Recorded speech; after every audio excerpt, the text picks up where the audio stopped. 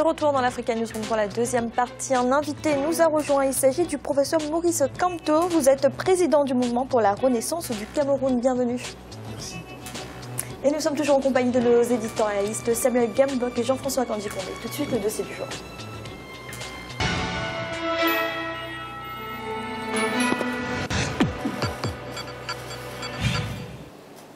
Au Sénégal et en Mauritanie, deux types de pêche cohabitent. Il s'agit de la pêche artisanale et de la pêche industrielle. Si jusqu'à présent la pêche artisanale représentait l'essentiel des débarquements de poissons, la pêche industrielle est en forte progression. Un reportage de votre correspondant El Hadjaï. Le Sénégal et la Mauritanie sont réputés pour la richesse de leurs ressources halieutiques. La Mauritanie, par exemple, possède près de 750 km de côte avec un plateau continental d'une superficie de 36 000 km² et une zone économique exclusive de 230 000 km². Les eaux mauritaniennes sont parmi les plus riches du monde. Le Sénégal est aussi dans cet ordre. Le pays dispose d'un plateau continental de 196 000 km², d'un littoral de 718 km de côte réputé parmi les plus poissonneuses du monde. Ces deux pays ont les mêmes pratiques en matière de pêche, à savoir la pêche artisanale et celle industrielle. Au Sénégal, l'armement industriel comprend deux composantes, la pêche chalutière et la pêche tonnière. En 2004, on dénombrait 124 chalutiers et 5 tonniers. Les débarquements de la flottille chalutière nationale sont beaucoup plus importants que ceux des autres composantes, avec une moyenne de 41 248 tonnes par an sur la décennie 1997-2007. Les chalutiers nationaux sont responsables de 80,7% de la production industrielle. Sur le plan socio-économique, la pêche représente 2,5% du PIB du Sénégal et constitue le premier secteur d'exportation du pays avec 185,4 milliards de francs CFA de recettes. 600 000 personnes travaillent dans ce secteur, dont 400 000 dans la pêche traditionnelle et 200 000 dans la pêche industrielle. Aujourd'hui, les retombées positives de la pêche industrielle sur l'économie du pays sont indéniables. C'est d'abord l'impact à un niveau création tout à fait, mais mené par qui? Amélioration des revenus des acteurs qui se livrent à cette pêche industrielle. Parce qu'elle peut être menée par les opérateurs locaux ou bien par des pêcheurs étrangers. Gain de devises liés à l'exportation du fait des navires que je vous parlais tantôt qui exportaient leur production vers les pays étrangers, mais en particulier vers l'Union européenne qui est le marché à forte valeur ajoutée pour les produits de la pêche, notamment les espèces démersales. Si aujourd'hui la pêche industrielle s'intensifie, c'est parce que la pêche artisanale y a joué un grand rôle. Mais cette dernière se sent aussi menacée par la pêche industrielle. En effet, cette pêche industrielle se pratique souvent près des côtes, dans les zones réservées traditionnellement aux pêcheurs artisanaux, avec pour conséquence la destruction du matériel des artisans pêcheurs que sont les pirogues et les filets. Cette situation entraîne des difficultés de cohabitation entre les deux formes de pêche, celle artisanale et celle industrielle. La pêche artisanale en Mauritanie, il faut le reconnaître, avec le système de surveillance qui a été beaucoup amélioré et qui est devenu aussi un outil exigeant et réel et efficace aujourd'hui, avec les moyens de la surveillance. Nous estimons qu'on a de plus en plus moins d'accidents comme auparavant, parce qu'auparavant les chalutiers détruisaient d'abord la faune, la flore, casser les embarcations, tuer des personnes. Aujourd'hui, depuis quelques années, nous ne connaissons plus ces effets. En réalité, nous collaborons d'une manière extrêmement intéressante, même si par le passé, les gens ont essayé coûte que coûte de nous opposer, alors que nous sommes sur des segments complémentaires. Notre plus gros fournisseur actuellement et de tout temps a été la pêche artisanale et nous transformons pratiquement une bonne partie de sa production pour les produits exportés. Donc il y a certes de temps en temps quelques frictions entre pêcheurs artisans et pêcheurs industriels, parce que les zones de pêche ne sont pas délimitées. 300 tonnes de poissons pêchés par jour par les armateurs étrangers, soit 400 000 tonnes en 2 mois, c'est-à-dire l'équivalent des productions cumulées annuelles de la pêche artisanale et la pêche industrielle locale. Avec ces chiffres alarmants, les acteurs de la pêche nationale ont dénoncé le pillage des ressources halieutiques par ces bateaux étrangers. D'ailleurs, le 5 janvier 2014, la marine sénégalaise avait arraisonné un chalutier russe qui pêchait illégalement dans les eaux sénégalaises. Les pertes qu'engendre la pêche illicite, non déclarée et non réglementée ou pêche INN sont importantes. La première conséquence, c'est la perte économique.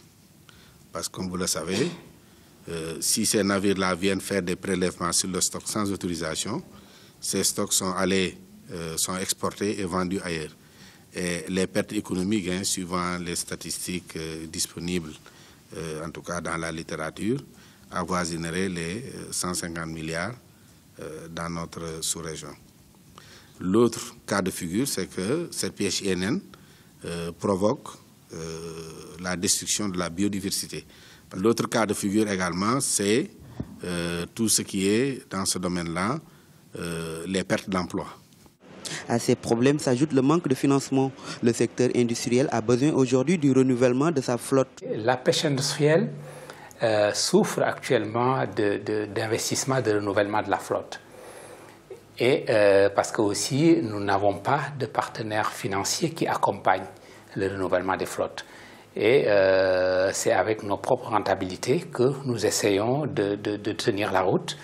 Pour faire face à cette situation, le gouvernement du Sénégal a mis en place le Fonds souverain d'investissement stratégique FONSIS et le Fonds de garantie des investissements prioritaires FONGIP. Ces deux instruments sont censés accompagner les acteurs de la pêche industrielle dans le développement de leurs activités. Ces deux fonds, c'est des fonds qui ont été mis en place par le chef de l'État et que ces fonds sont destinés justement à accompagner les professionnels, mais privés, de manière générale, à soutenir leur investissement dans leur secteur de travail, dont ceux de la pêche. Aujourd'hui, il leur appartient, s'ils ont des difficultés de financement, de s'adresser au niveau de ces deux fonds. La pêche est un levier incontournable de l'économie d'un pays. Les ressources halieutiques des pays comme la Mauritanie et le Sénégal attirent des chalutiers, des palangriers et des thoniers de plus en plus volumineux, armés par des industries étrangères, en particulier européens et asiatiques, mais aussi algériens ou russes. Pour les autorités en charge de la gestion des ressources halieutiques, la pêche reste un domaine porteur. Sous ce rapport, la mise en place de politiques hardies de développement du secteur de la pêche demeure une priorité. Cela fait partie aussi des axes du plan Sénégal émergent. Professeur Kamto, la pêche artisanale et la pêche industrielle sont souvent opposées. Quel est le type de pêche qui, d'après vous, profite le plus aux économies? À vrai dire, c'est les deux. Et il me semble qu'on aurait tort d'opposer les deux parce que ce ne sont pas les mêmes segments d'activité. Par analogie, on voit la même chose dans le secteur agricole. On pourrait dire, est-ce que l'agriculture de petites exploitations, l'agriculture traditionnelle, doit coexister à côté de l'agriculture des grandes plantations, l'agriculture industrielle? À vrai dire, il faut les deux. Comme dans l'agriculture, la pêche artisanale permet la survivance d'une frange importante de la population et d'une certaine manière contribue à l'équilibre alimentaire des populations. Mais on a besoin de la pêche industrielle, surtout dans les pays qui dépendent beaucoup de la pêche, pour rapporter des devises dans le pays, car la pêche joue dans ces pays-là le même rôle que joue, par exemple, l'exploitation du bois ou d'autres ressources dans d'autres pays. Je pense que la faiblesse des pays africains qui ont des ressources halieutiques importantes, c'est la faiblesse de l'armement national. Bien entendu, on vient de voir qu'un pays comme le Sénégal a mis en place un dispositif important pour accompagner la pêche industrielle locale. Mais les opérateurs étrangers restent encore dominants sur le secteur, en particulier des pêcheurs venant de pays asiatiques qui n'ont pas d'accord particulier avec les États en question. Quelques-uns ont des accords bilatéraux, mais pour l'essentiel, ils n'ont pas. Et ils viennent avec des bateaux-usines qui prélèvent, traitent et parfois réexportent dans le pays, dans les eaux desquelles la pêche a eu lieu. En revanche, il y a des pays qui ont des accords plus importants avec l'Union européenne, qui réglementent d'une certaine manière. Il me semble, en tout état de cause, qu'en dépit de ces accords, le prélèvement est toujours supérieur à ce qui est prévu. De plus, le rythme de prélèvement ne permet pas la régénération des espèces, d'où le problème aussi de la diversité biologique et de la protection de l'environnement. Il me semble en définitive que les pays africains ne peuvent s'en sortir efficacement, peut-être qu'en promouvant une initiative heureuse que l'Union africaine a prise pourvu qu'elle aille jusqu'au bout, c'est-à-dire la stratégie maritime globale pour l'Afrique de l'Union africaine qui a pour but de mettre en place un système de gestion globale de l'ensemble des eaux qui cernent le continent. Et si le projet était réellement mis en œuvre, il me semble que les pays qui sont moins outillés que d'autres pourront trouver dans cette stratégie globale des mécanismes de protection plus efficaces. Samuel, vous êtes d'accord avec le professeur Kamto, la pêche artisanale et la pêche industrielle sont complémentaires? Oui, je partage pleinement la thèse du professeur. Je pense que ce sont deux secteurs qui sont complémentaires et le risque de les opposer amènerait à faire disparaître une partie importante de l'activité économique des populations qui ont beaucoup moins d'accessibilité par rapport à l'emploi industriel. Et donc je pense aussi que, comme le professeur, le côté industriel est à développer. Simplement, la capacité de nos États n'est pas encore suffisante pour pouvoir rivaliser avec des pays qui sont potentiellement en capacité de pouvoir contrôler les espaces maritimes. Il faudrait peut-être qu'au niveau continental, comme le professeur l'a rappelé, au niveau de l'Union africaine, que la stratégie qui se développe puisse avoir un ancrage au niveau des États. Sans une collaboration entre les États et la stratégie définie au niveau continental, je ne pense pas que les États pris individuellement puissent faire face à cette concurrence.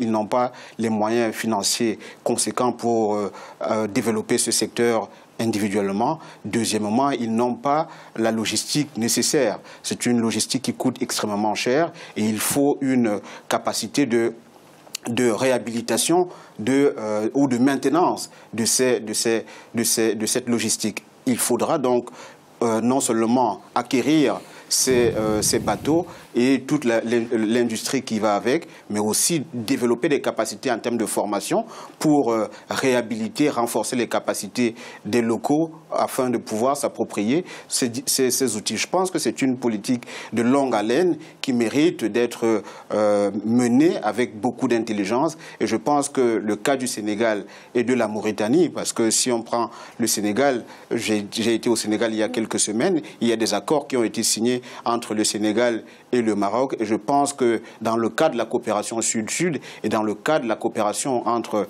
les pays africains, c'est une bonne chose qui permette de faire profiter aux pays qui ont beaucoup moins d'expertise que d'autres, l'expertise acquise par d'autres pays, notamment le Maroc. Jean-François, le problème de la pêche industrielle dans ces pays africains, c'est qu'elle est encore trop dominée par les bateaux étrangers, par les flottes étrangères? Ça, c'est une évidence, Fanny, que, comme le rappelait tout à l'heure mon collègue, le professeur Kamto, c'est la flotte internationale, on dira ça comme ça. La flotte internationale est même au-delà de la domination dans les eaux africaines. Je ne voudrais pas insister là-dessus. Il a été suffisamment rappelé qu'il faudrait que les États africains, d'une part, aient une politique volontariste d'accompagnement, voire de soutien d'une flottille nationale. Mais je voudrais ajouter que la pêche industrielle, c'est pas seulement parce que nous avons envie que les Africains pêchent pour les Africains, encore qu'ils pêchent pour les Africains venant d'un pays qui est un pays enclavé. Je suis sensible au fait qu'il ne faut pas seulement voir la pêche, il faut voir aussi la transformation, le conditionnement, le transport, les échanges interafricains et que l'ensemble doit être développé. Et la condition de ce développement-là, c'est que précisément des armateurs africains puissent s'en occuper. Et dans le reportage, il a été évoqué tout à l'heure le fait que la pêcherie internationale, en tout cas les bateaux qui viennent pêcher dans ces eaux-là, pêchent illégalement, c'est pas tout à fait vrai. Il y a, c'est en vertu parfois d'accord, et il y a aussi les politiques de pavillon. Les politiques de pavillon qui, d'une certaine manière, tuent l'Afrique parce que nos législations, les accords que nous signons permettent à des armateurs qui sont européens, américains, de battre aussi pavillon africain de telle sorte qu'ils ont le droit d'entrer dans ces eaux-là et de pêcher parce que le bateau qui pêche a la nationalité du pays, même si le marin ne l'est pas, même si l'armateur ne l'est pas. Donc il y a tout cela qui est en jeu et je souscris à ce qui a été dit tout à l'heure sur la nécessité d'une politique coordonné à l'échelle africaine et qui couvre tous ces aspects-là. Pas seulement celui de la maîtrise de la flottille et celui de la maîtrise de l'armement, mais aussi le développement d'une capacité africaine pour nourrir les Africains, hein, et les nourrir convenablement. Alors justement, professeur Kamto, la pêche, ça peut contribuer, cette pêche industrielle peut contribuer à la sécurité alimentaire du continent? Absolument. Et il me semble que ce n'est pas un hasard, justement, si dans la stratégie maritime africaine dont je parlais tout à l'heure, on est très attentif à la manière dont les ressources halieutiques continentales sont exploitées. Je suis persuadé que si on faisait une évaluation globale de l'ensemble des prélèvements, on se rendrait compte, on parlait de quelque chose d'environ 150 milliards pour le seul Sénégal tout à l'heure. Imaginez à l'échelle du continent, et donc l'ensemble des océans, non seulement Atlantique, mais également la mer Rouge et la Méditerranée, on arriverait à des chiffres absolument effarants. Il me semble donc que nos pays qui, pour certains, importent encore une bonne partie de leurs denrées alimentaires, alors même justement qu'ils ont ces ressources, gagneraient non seulement à faire cet échange de coopération et d'expérience, mais à faire aboutir le plus rapidement possible ce projet continental qui, à mon avis, positionne l'Afrique comme le seul et le premier continent à avoir une stratégie maritime globale qui ne va pas simplement concerner la pêche, mais également la sécurité de la navigation. Les navires commerciaux, mais également éventuellement d'autres navires, y compris les navires militaires. Aucun pays africain, ou en tout cas très peu de pays africains à l'heure actuelle, sont capables d'assurer la sécurité dans leurs espaces maritimes.